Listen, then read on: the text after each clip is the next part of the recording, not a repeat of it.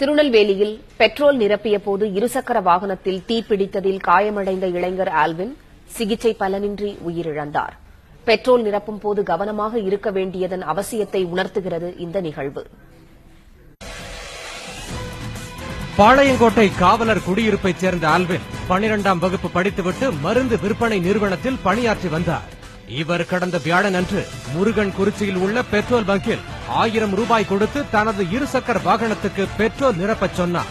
950 ரூபாய்க்கு பெட்ரோல் நிரப்பிய போது டேங்க் முழுமையாக நிரம்பியதால் ஊழியர் குழாயை வேகமாக வெளியே எடுத்தார்.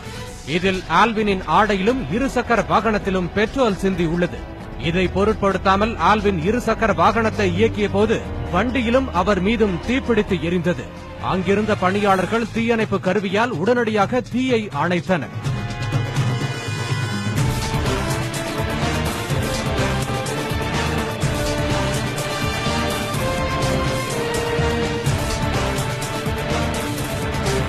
தீக்காயமடைந்த ஆல்வின் பாளையங்கோட்டை அரசு மருத்துவமனையில் சிகிச்சை பெற்று வந்தார். இந்நிலையில் சிகிச்சை பலன் இன்றி உயிரிழந்தார். இதுகுறித்து பாளையங்கோட்டை காவல்துறையினர் வழக்கு பதிந்து விசாரித்து வருகின்றனர்.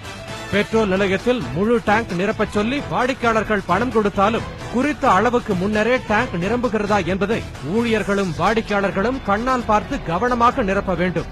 வண்டி மீதோ ஆள் மீதோ பெட்ரோல் சிந்தினால் சிந்திய எண்ணெயை துடைத்த பின்னரே வண்டியை இயக்க வேண்டும் என்கிற விழிப்புணர்வை இனியாவது பெட்ரோல் நிலைய ஊழியர்களும் வாடிக்கையாளர்களும் பெற வேண்டும்.